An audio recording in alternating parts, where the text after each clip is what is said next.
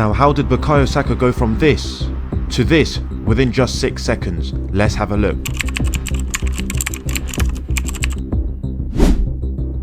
As he received the ball, look how far away he is from the goal, but he uses the art of the disguise, pretending to play backwards, waiting for that space to open up, dropping the shoulder, and then unleashing an absolutely brilliant shot right into the bottom corner, and that all started from Saka himself finding the opening. So Saka's ability to receive the ball, slow the game down, and then accelerate from 0 to 100 miles per hour, that's what separates him. That's the key aspect of Saka's game. That's his weapon. So he receives the ball from the right back, and then he just stands up against his opponent. He stands, and then he sees that space in front of him, drops the shoulder, explodes into that space, and then a brilliant finish into the bottom corner. That's Saka at his best, slowing the game down and then speeding it up. So if you're a winger, it's all about being unpredictable.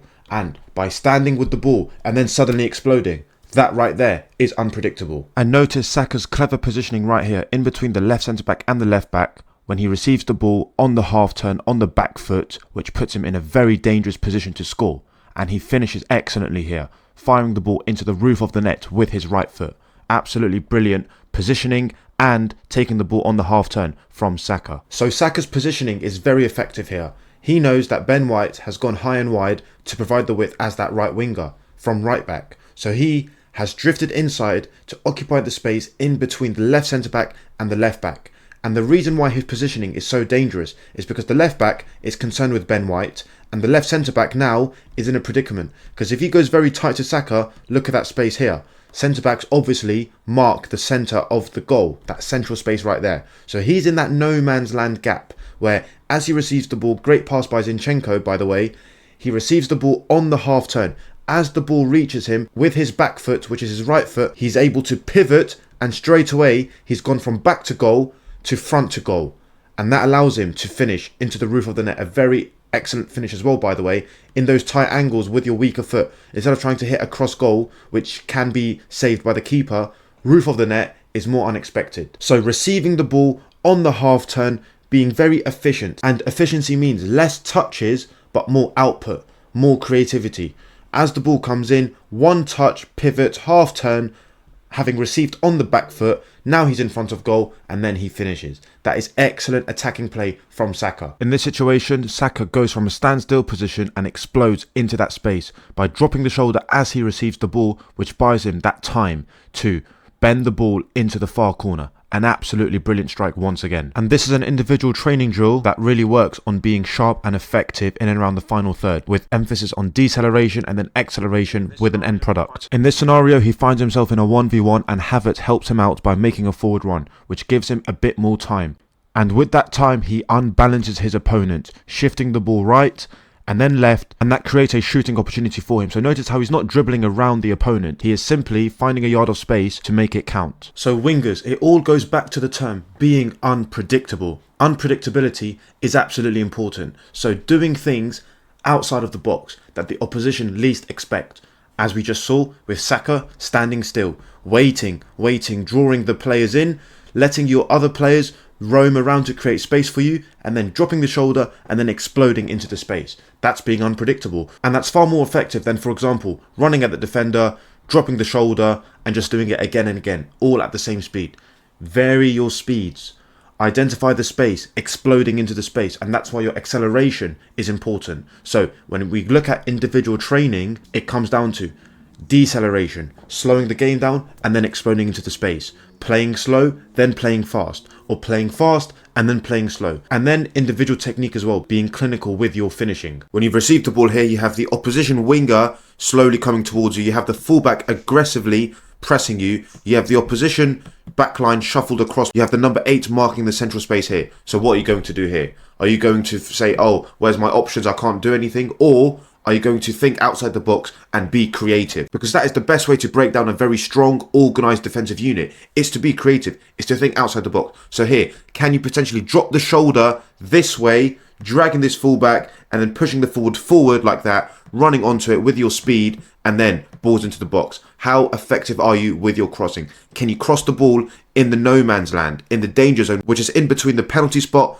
and the 6-yard line? This cross right here is the most dangerous cross because the defenders are running back to their goal. The goalkeeper might come out to claim it, but there might be some confusion, and your opposite winger, your number 9, are all hitting the box along with the number 8 as well. So this type of cross here will cause all sorts of problems. And guess what? If you're the winger on the far side and your other winger has the ball, you are the second striker. You are hitting the box. You are in line with the back post, because that ball could come in and you could be there to score and then celebrate with that winger. So both of you could celebrate in the corner as well. Now, sometimes in that scenario, you may have dropped the shoulder and then pushed the ball forward, but the fullback might have recovered quickly. And what do you do now? Maybe you can chop it back and then chop it back again this way. We've seen Neymar do that a lot. In 2015, in 2016, that was his trademark move. That was the Neymar move. And guess what? Ronaldinho against Atletico Bilbao back in the day did that exact same move where he sat down his right back. So you've pushed the ball forward after you've dropped the shoulder. The fullback has recovered. Chop it back this way with your left foot.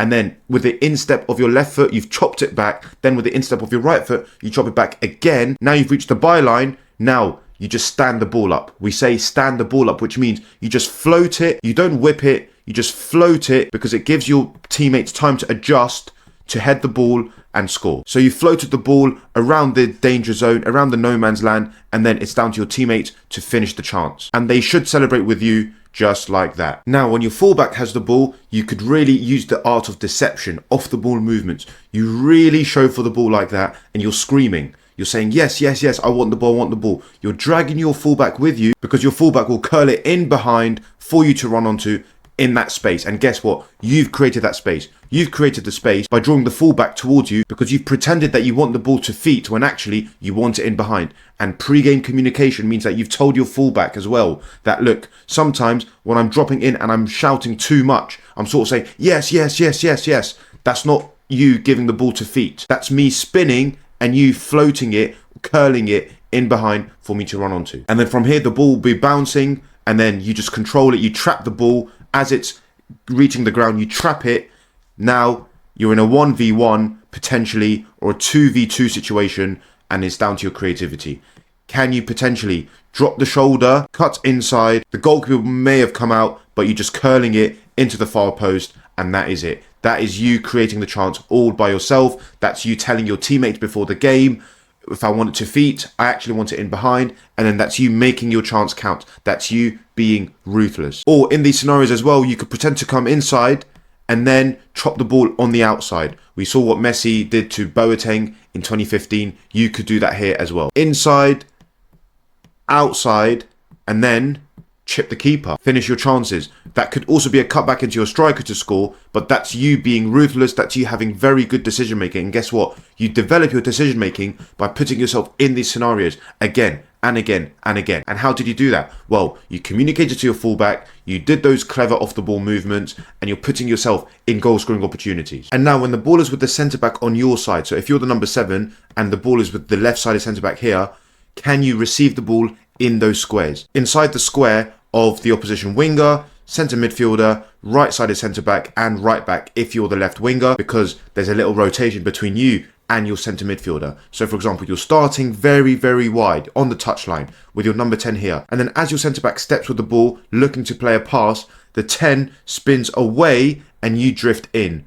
Or the 10 moves away, goes outside that square and you drop in. What that does is cause a moment of confusion, and that's where you can receive the ball in this dangerous square like that on the back foot and off you go. Or the number 10 would drop very deep, dragging this player, and then you can drift in this area here, and the centre back with a little reverse pass facing this way rolls the ball into that space there. So the centre back steps with the ball, about to play the pass, the 10 moves away, the 8 might follow. That's the space. Look at that square. Okay, it's a trapezium, but you get what I mean. That space there is for you to receive the ball on the back foot, on the half turn, and in the duration of that, your fullback could be overlapping. And now look at this situation. It's a 2v1 on the opposition fullback. It's up to you whether you want to use the fullback and slide them in, or you use that as a decoy and you just continue driving at the defense. You continue to be positive, aggressive, and ruthless, because now your number 10 could be making that run, you can slide them in here, or the 10 is a decoy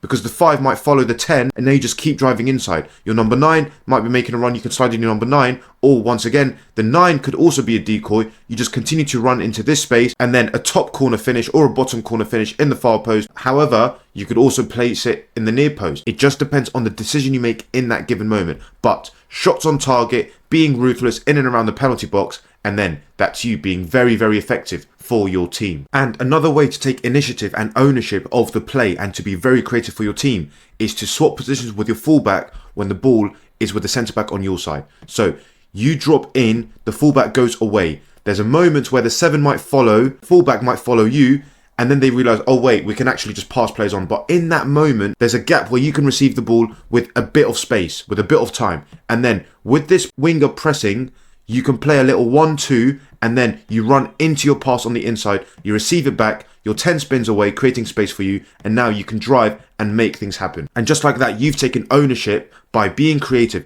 by swapping positions with the fullback, and then as you've received the pass, now the 7 is pressing, you don't just play the pass into your 10 and stand there, you support under the ball, you follow your pass inside, receiving the ball, and then you just drive forward. And now from here, it could be a switch out to the opposite winger, with the 9 hitting the box, with the 10 hitting the box, with you hitting the box as a late runner, because in this situation here, the fullback is now in a 1v1 situation with your winger, the winger could cut it back to you, and then first time finish into the corner, and that's it. That's you really being that player for your team, just like Neymar was back in 2015 and 2016. As a winger, when your centre midfielder has the ball and they've played it out to you, one touch around the corner into your 10, and then you follow your pass to receive the pass back, your 10 spins away, and now you're running at the defence. So you've lost your fullback by playing it one touch around the corner, because this fullback will be very tight to you. So you move away to create a bit of space, then you drop in a little bit, you receive the ball, instead of controlling it and attracting more pressure towards you from the fullback, from the opposition centre midfielder as well. One touch instead, one touch around the corner. You don't run down the line because the fullback could have good recovery pace. You run on the inside because that's something that the fullback will not expect. The fullback will not expect you to play the one touch pass here and then go here, curving the run under the ball, because the 10 can set, spin away, and now this fullback, if they follow, they're out of position. You can do a little reverse back into the number 10, or you can use the number 10 as a decoy because the centre back will have to think about the 10. So you could drop the shoulder in the direction and then keep driving forward, shots on target, creating chances. Maybe you slide the ball into your number 9 as well, who could finish, and you get an assist. But whatever you do in that final third is down to your decision making. But creating that chance is from you thinking outside the box, thinking, oh, if my centre midfielder has the ball, why don't I play a one touch around the corner? Why? Why can't I do that? The ball comes in, flick it around the corner, support underneath, and then just make things happen. Be creative, be ruthless, be unpredictable.